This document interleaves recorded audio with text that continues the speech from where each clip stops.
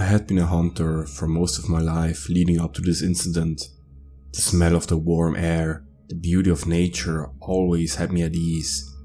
I never felt scared alone at night because I have seen everything there is to be scared of. I have seen bears the size of a small car and animals so vicious they would kill anything that moved.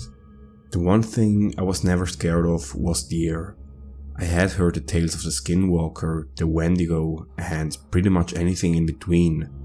My uncle was an expert in tracking and hunting. We always went on trips together and would always come back with a fresh kill. He had something about him. It was a rule. I remember it so vividly because it was weird. He never wanted to go hunting in winter. I never asked why. I don't know, but something about it always had me on edge. One day it was winter and I was about to go deer hunting when my uncle stopped at my front door. When he came in, he saw my packed supplies and my rifle and knew I was about to go hunting. He immediately burst into a wrath of anger as he dragged me to a wall and got in my face. "What the fuck do you think you're doing?" His spit went all over my face as he looked crazy. He looked primal, as if he was fearful of something that he did not want to share. It's the same face you would expect a child to make if they were dumped in the middle of nowhere. The same face of fear you see in people who have PTSD. I calmly brushed him off and got to the door, saying I was going hunting. I was not about to fight with my uncle and ruin this trip, as I hadn't gone hunting for close to a month now. When you hunt, you get adjusted to it, and when you go on breaks, you actually miss it. As I got into my truck, my uncle peered at me out the window. He was there to take care of my house, but before I reversed, he left with the door open.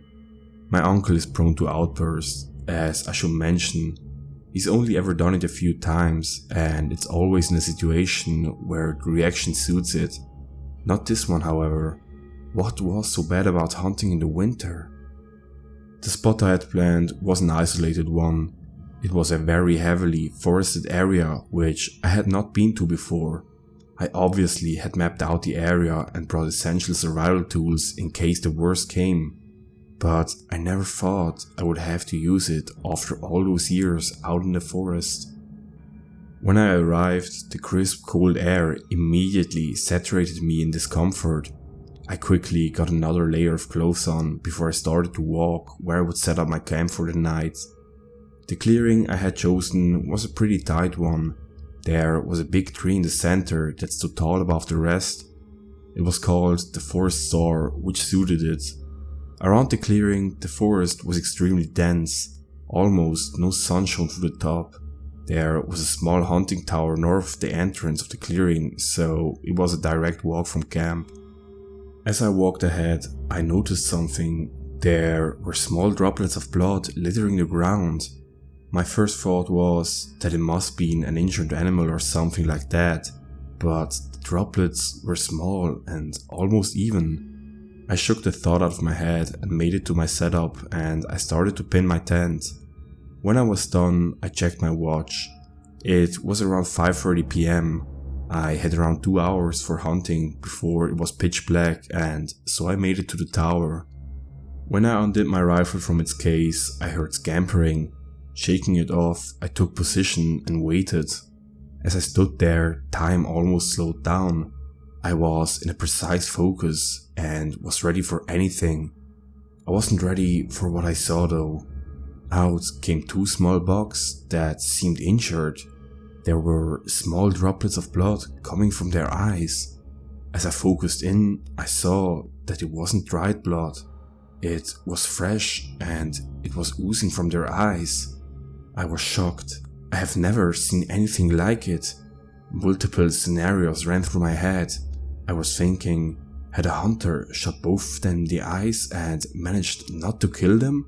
But each scenario seemed more unlikely than the last. I took aim at the closest one and shot it. It stood there for a couple of seconds, just not moving. Then they trotted off as if nothing had happened. Blood was running from the wound, so I had obviously hit it. But it didn't seem scared nor phased. I decided that was enough and sort of jogged to my side.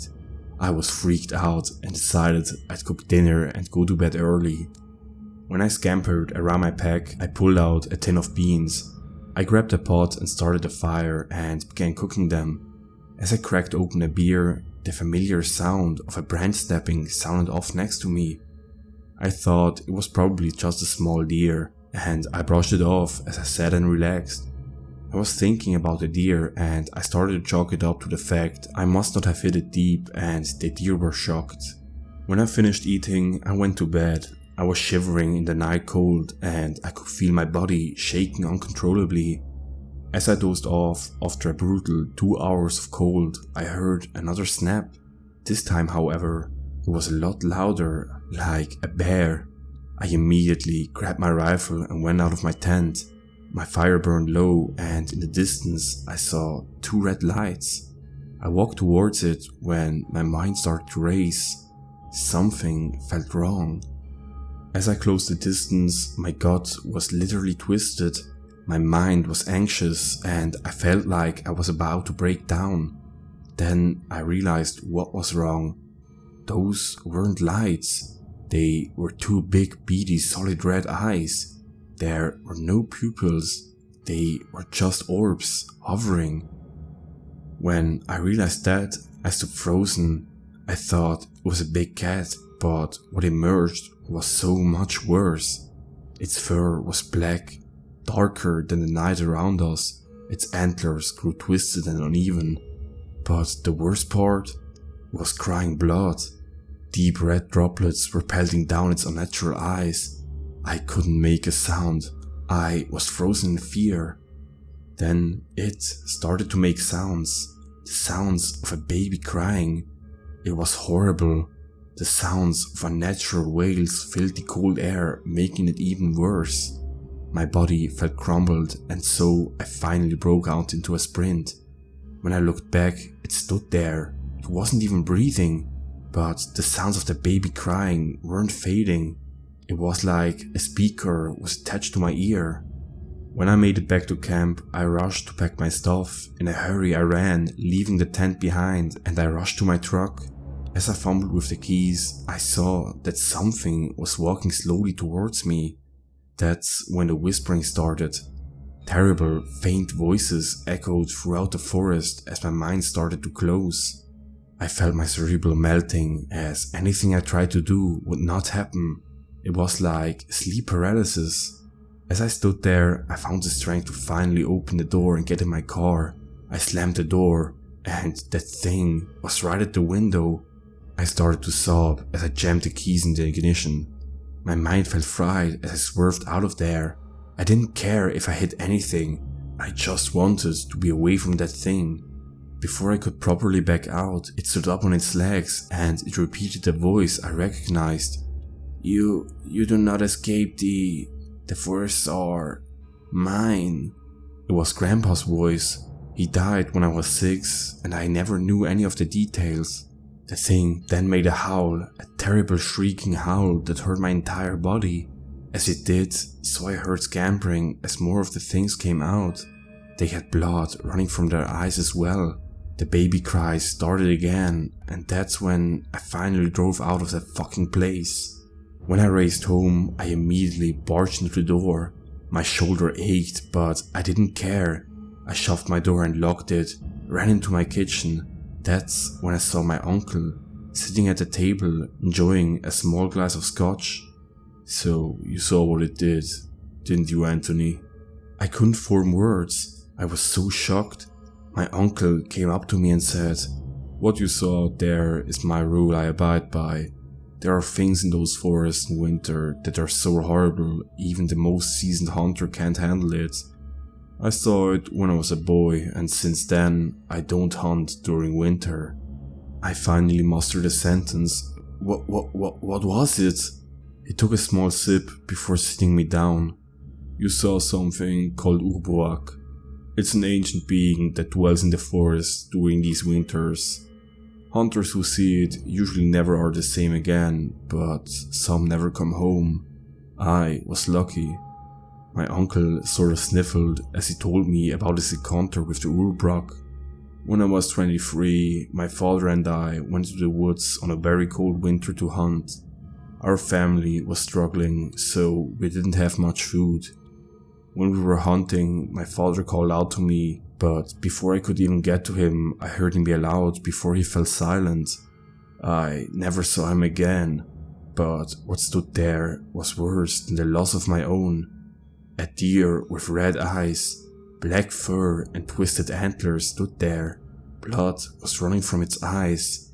Then it started to cry like a baby. My uncle broke down and had to take a second before continuing. I comforted him as I was teary-eyed as well. It ran after me, Anthony, on 2 legs. It was like a human and I rushed away from it. I managed to get myself these. He rolled up his sleeve to reveal a terrible red scar that ran across his entire underside of the arm. It was trying to feast on me. It knew I feared it, but eventually I managed to lose it. He finally finished his cut before continuing. I was stuck in those forests for 3 days fighting to survive. I heard its cries and whispers all around as I tried to make it out. I finally arrived at the road that was taken by the police. No trace was found of my father, except for one thing. They found blood at the scene and tested it. It was my father's. What was strange about it? It was mixed with his tears. My uncle finally stood up. Fear it, for it knows who you are. Those were his last words.